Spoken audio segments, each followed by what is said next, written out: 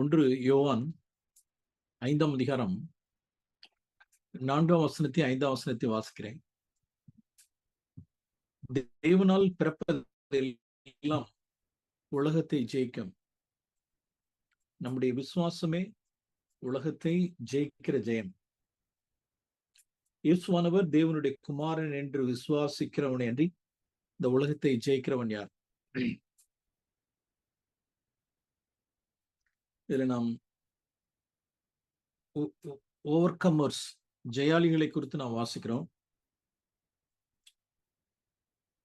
கர்த்தராகிய இயேசு கிறிஸ்துவை விசுவாசிக்கிறத குறித்து நாம் வாசிக்கிறோம். நம்முடைய விசுவாசம் இந்த உலகத்தை ஜெயிக்கிற ஜெயம். உலகத்தை ஜெயிக்கிறது அப்படின்னா நெப்போலியன் உலகத்தை ஜெயித்தது போல அல்ல. அலெக்சாண்டர் மாமன்னன் இந்த உலகத்தை ஜெயித்தது போல அல்ல. They conquered. Alexander the Great conquered the world. Napoleon Great, they conquered the world. அவர்கள் ஜெயித்தபடி, அவர்கள் வென்றபடி எல்லாம் இயேசு என்ன செய்யலன்னா இந்த உலகத்தை அவர் ஜெயிக்கவில்லை. அவருடைய 2ஆம் வருகையில அவர் உலகத்தை ஜெயித்து அவர் உலகத்தை ஆளுகை செய்கிற ராஜாவாய் வருவார். அவர் முதலாவது இந்த பூமியில் அவருடைய முதல் வருகையில் அவர் பூமியில் இந்த நாட்களில் அவர் ஜெயித்த ஜெயம், அவர் உலகத்தை ஜெயித்தது எது அப்படின்னா 1 யோவான் 2ஆம் அதிகாரம் 1 யோவான் 2ஆம் அதிகாரம் 15ஆம் வசனம் 16ஆம் வசனத்தில் வாசிக்கிறோம். உலகத்திலும் உலகத்தில் உள்ளவைகளிலும் அன்பு கூறாதிருங்கள். ஒருவன் உலகத்தில் அன்பு கூர்ந்தால் அவனிடத்தில் பிதாவின் அன்பில்லை. ஏனெனில் மாம்சத்தின் இச்சை, கண்களின் இச்சை, ஜீவனத்தின் பெருமையுமாகிய உலகத்தில் உள்ளவைகள் எல்லாம் பிதாவினால் உண்டானவைகள் அல்ல, அவைகள் உலகத்தினால் உண்டானவைகள். உலகமும் அதன் நிச்சயம் ஒழிந்து போகும். தேவனுடைய சித்தத்தின்படி செய்கிறவன் என்றென்றைக்கு நிலைத்திருப்பான். அப்ப யோவான் உலகம்னா என்னன்னு சொல்றார். உலகம் அப்படின்னா இதான், உலகத்துக்கு ஒரு திருத்துவம் இருக்கு. எப்படி காட்ஸ் ஃபேமிலியில ஒரு திருத்துவம் இருக்கோ, பிதா, குமாரன், பரிசுத்த ஆவி அப்படின்னு இருக்கிறது போல இந்த உலகத்துல ஒரு திருத்துவம் இருக்கு. Trinity of this world. மாம்சத்தின் இச்சை, கண்களின் இச்சை, ஜீவனத்தின் பெருமை. இது எங்கேருந்து உண்டானது அப்படின்னா இது உலகத்தில் உள்ளது, உலகத்தினால் உண்டானது. இது பிதாவினால் உண்டானவைகள் அல்ல. இயேசு உலகத்தை ஜெயித்தேன் அப்படின்னா நெப்போலியனோ அல்லது அலெக்சாண்டர் ஜெயித்தது போலலாம் அந்த உலகத்தை ஜெயிக்கல. அவர் ஜெயித்த உலகம் எது அப்படின்னா மாம்சத்தின் இச்சை, கண்களின் இச்சை, ஜீவனத்தின் பெருமையுமாகிய உலகத்தை இயேசு ஜெயித்தார். அவருடைய வாயின் வார்த்தையை நான் வாசிப்போமே.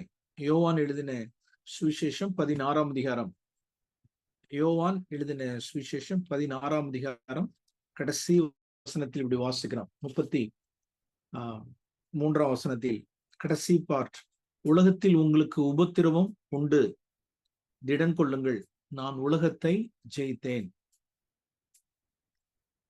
I overcame the world. நான் உலகத்தை ஜெயித்தேன் அப்படின்னா இயேசு உலகத்தை ஜெயித்தார்னா ஏரோது ஜெயித்தாரா? ஏரோதெல்லாம் ஜெயிக்கல. அண்ணா காய்ப்பா ஆசாரியர்களை ஜெயித்தாரா? இல்ல, அவர்களுக்கு முன்பாக தோற்கடிக்கப்பட்டவர். ஏரோதுக்கு முன்பாக தோற்கடிக்கப்பட்டவர், பிலாத்துவுக்கு முன்பாக தோற்கடிக்கப்பட்டவர், பரிசேயர்கள், சதுசேயர்கள், நியாயசாஸ்திரிகள், பிரதான ஆசாரியர்கள், இவர்களுக்கு முன்பாக எல்லாம் இயேசு கிறிஸ்து எப்படி இருந்தார் அப்படின்னா சிலுவையில தோற்கடிக்கப்பட்டவரா இருந்தார். ஆனா அவர் சொல்றார், நான் உலகத்தை ஜெயித்தேன். Price the Lord. அப்படின்னா இந்த ரூலர்ஸ் ஆஃப் திஸ் வேர்ல்ட் எல்லாம் அவர் என்ன செய்யல அப்படின்னா இதுக்கு பின்னால உள்ள ஒரு ஆவி, ஆகாயத்து அதிகார பிரபுவாகிய சத்ருவை, சாத்தானுடைய சேனையை, சாத்தானையும் சாத்தானுடைய சேனைகளை கல்வாரி சிலுவையில இயேசு ஜெயித்தார். Price the Lord. பாதாளத்தை ஜெயித்தார், மரணத்தை ஜெயித்தார், பாவத்தை ஜெயித்தார். இந்த உலகத்தில் உண்டான கண்களின் இச்சை, மாம்சத்தின் இச்சை, ஜீவனத்தின் பெருமையும் ஆகியவைகள் எல்லாம் இயேசு ஜெயித்தார். இப்ப இந்த அடிப்படையில தான் நாம் பார்க்கணும். எதை அப்படின்னா, யோவான் தன்னுடைய நிருபத்துல சொல்றார். 1 யோவான் 5ஆம் அதிகாரம் 4ஆம் வசனம். 1 யோவான் 5ஆம் அதிகாரம் 4ஆம் வசனம். தேவனால் பிறப்பதெல்லாம் உலகத்தை ஜெயிக்கும் அப்படின்னா, இவ்வளவு வசனங்கள் நமக்கு முன்பால இவ்வளவு வசனங்களுக்கு அடியில இருக்கு. நான் தேவனால் பிறந்தவன். இயேசு எப்படி இந்த உலகத்தை ஜெயித்தாரோ அது போல இயேசுவை விசுவாசிக்கிற நான், இயேசுவானவர் தேவனுடைய குமாரன் என்று விசுவாசிக்கிற நான், இயேசுவனுடைய அடிச்சூடுகளை பின்பற்றுகிற நான், இயேசுவின் சீஷனாய் இருக்கிற நான், அவர் இந்த உலகத்தை ஜெயங்கொண்டது போல நானும் உலகத்தை ஜெயிப்பேன். Praise the lord. That is faith. நம்முடைய விசுவாசமே உலகத்தை ஜெயிக்கிற ஜெயம். இந்த விசுவாசம் நமக்கு இந்த புதிய உடன்படிக்கையில் கையளிக்கப்பட்டிருக்கிறது. பிரியமானவர்களே, நாம தான் ஜெயாளிகள். இப்ப நம்ம முற்றிலும் ஜெயங்கொள்கிறவர்கள். நாம் முற்றிலும் ஜெயங்கொள்கிறவர்கள். விசுவாசிக்கிறவன் என்று இந்த உலகத்தை ஜெயிக்கிறவன் யார்? சொல்லணும். அவங்க அதாவது நம்மள உலக பிரகாரமா காரியங்களை அவங்க ஜெயிச்சாலும் நம்மளுடைய விசுவாசத்தை அவர்கள் ஜெயிக்க முடியாது. ஃபார் எக்ஸாம்பிள், நான் ஒரு கிராமத்துல இருந்தேன்.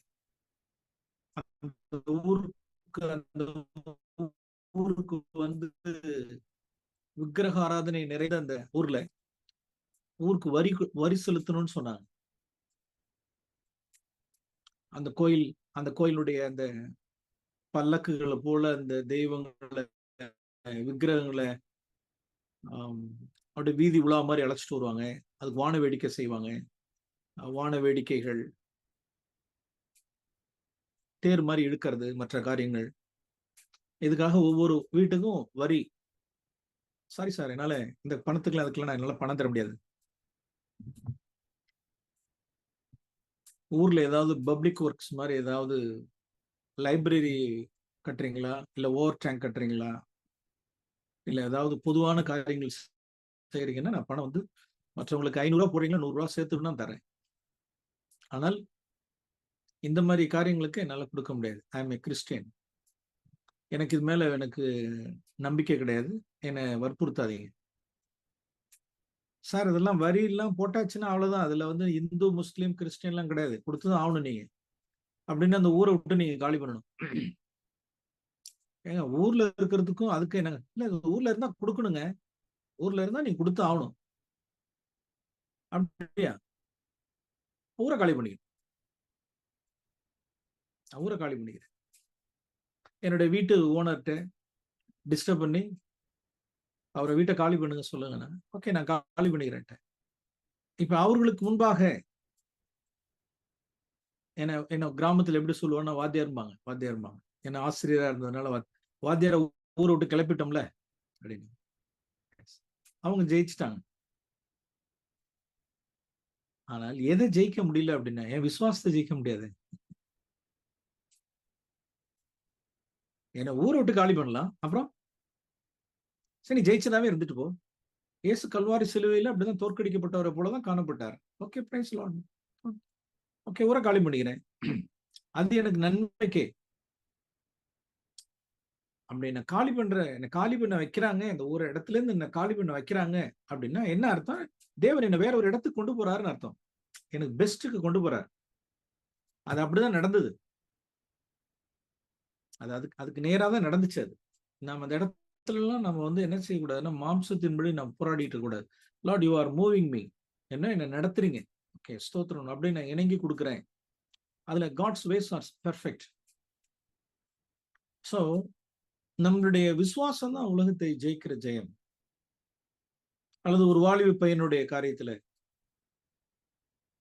திருமணமாகாத ஒரு வாலிப பையன், அதாவது ஒரு சர்ச்சில் உள்ள ஒரு வாலிப பையன் திருமண காரியத்துக்காக வரும்பொழுது பேரண்ட்ஸ் வந்து இன்னைக்கும், அன்னைக்கு மாத்திரம் இல்லை, இன்னைக்கும் திருச்சபையில சகோதரர்கள் போராடிட்டு இருக்காங்க. நாம் ஓவர்சி பண்ற இடத்துல ஒரு சர்ச்சில் ஒரு பையனுக்கு வயசு 29வது வயதுல 29வது வயதுல பெண் பார்க்க ஸ்டார்ட் பண்ணும். 29ல 28, 29ல ஸ்டார்ட் பண்ணும். இன்னைக்கு வயசு இன்னைக்கு 34 போயிட்டு இருக்கு. 4-5 வருஷமா போயிட்டு இருக்கு. போராட்டம் தான். நோ கிறிஸ்டியன் மேரேஜ் அப்படின்ட்டு நிக்கிறாங்க. இந்த பையன் எனக்கு கல்யாணமே ஆகலைனாலும் பரவாயில்ல, நான் சிங்கிளா இருந்தாலும், நான் ஒரு விசுவாசி, நான் அவிசுவாசி, நான் திருமணம் பண்ண மாட்டேன். Price the Lord. நம்மளுடைய விசுவாசமே உலகத்தை ஜெயிக்கிற ஜெயம். இது இந்த வசனத்துக்கு ஆழம் தெரியாதபடிக்கு நம்ம ஏதோ படிச்சுட்டு இப்படி போயிடக்கூடாது. எனக்கு திருமணமே ஆகலைன்னாலும் பரவாயில்ல, அவர் அவிசுவாசிக்கு நான் மனக்கத்தர நான் விசுவாசிக்கிறேன். பெர்ஃபெக்ட். இப்படிதான் ஒவ்வொரு சூழல்லையும் நம்மளுடைய வேலை ஸ்தலத்துல சமயங்கள்ல வேலையா அல்லது காடா, உலக பொருளா அல்லது பணமா,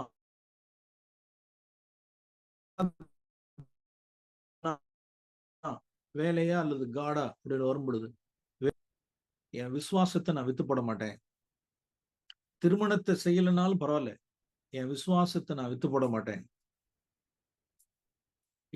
அதான் இதுதான் இவர்கள் தான் இயேசு கிறிஸ்துவனுடைய சீஷர்கள். இவர் தான் உலகத்தை ஜெயிக்கிறவர்கள்.